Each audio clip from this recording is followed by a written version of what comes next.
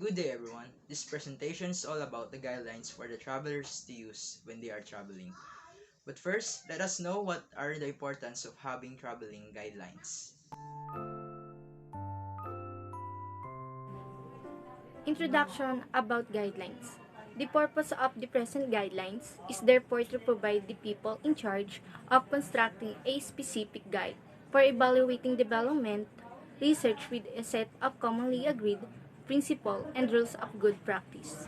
Having guidelines for travelers to use when they are traveling are very important, especially nowadays that there is a COVID-19 pandemic. By having guidelines, we envision the future travel of travelers being safe, secure, seamless, and providing them with an authentic and meaningful experience throughout their journey.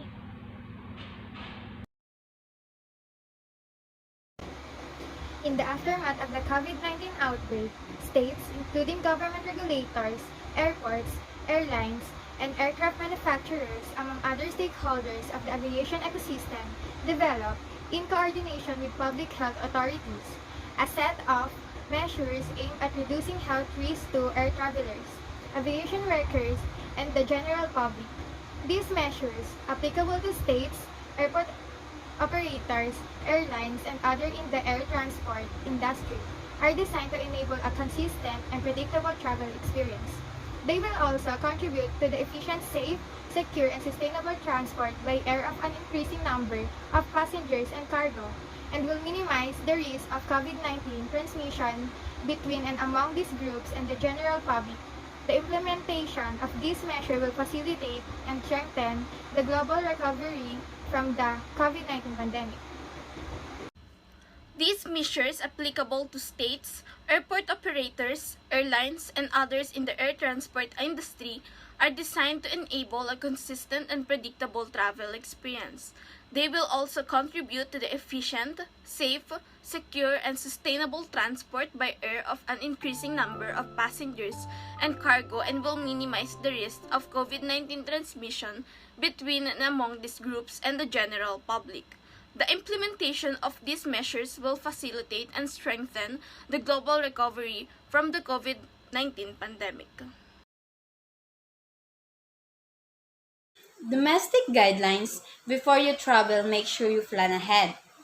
Check the current COVID situation, your destination, and make sure you understand and follow all the states, tribal, local, and territorial travel restrictions, including proper face masks, wearing of rope, vaccination, testing the quarantine requirements, and update your information to travel guidance.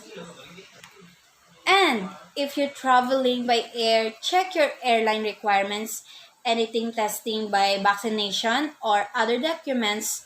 Prefer to be flexible during trip or restrictions and policies may change during your travel. Here are some guidelines that might help the travelers when they are traveling. First, delay your travel until you are up to date with your COVID-19 vaccines. Second, if you are not up to date with your COVID-19 vaccines and you must travel, get tested before and after your trip. Third, check your destination's COVID-19 situation before traveling. State, tribal, local, and territorial governments may have travel restrictions in place. Fourth, do not travel if you are sick, tested positive for COVID-19, haven't ended an isolation, had a contact with person with COVID-19, haven't ended a quarantine, and waiting for a result of COVID-19 test. Lastly, wearing a mask over your nose and mouth is required in indoor areas of public transportation. Hi, I'm Jasmine and I will share with you some of the basic international travel guidelines. The following travel passengers are allowed to travel abroad through any of the airports or seaports in the country and subject to the presentation of travel requirements of the Philippine government and the country of destination.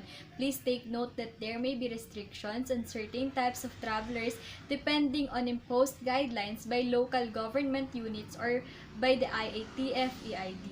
Passenger Type 1 includes overseas Filipino workers, students enrolled abroad, and participants accepted in exchange visitor programs, citizen or permanent residents or visa holders of a foreign jurisdiction, foreign nationals, which refers to any individual with a passport other than the Philippine passport.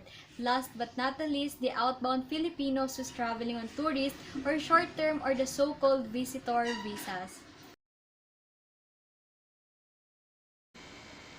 Requirements for traveling abroad. Passport. Valid permanent visa or permanent resident card.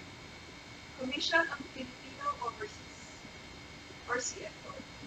Certificate for first-time immigrants. Departure card. Required travel and health document as specified by the destination. Travel pass. Effective March 1, 2020.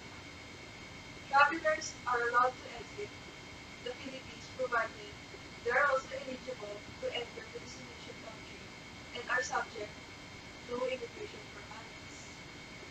Upon return to the Philippines, passengers shall follow the arrival and quarantine protocols set by the National Task Force for COVID-19.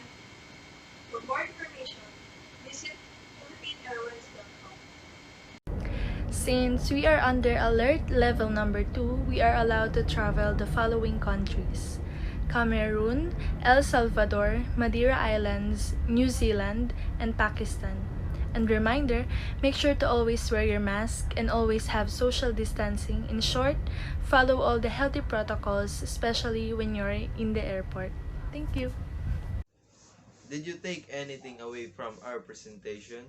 I hope you learned something useful that you can put to use as you go throughout the world. Thank you, and I hope to see you on board.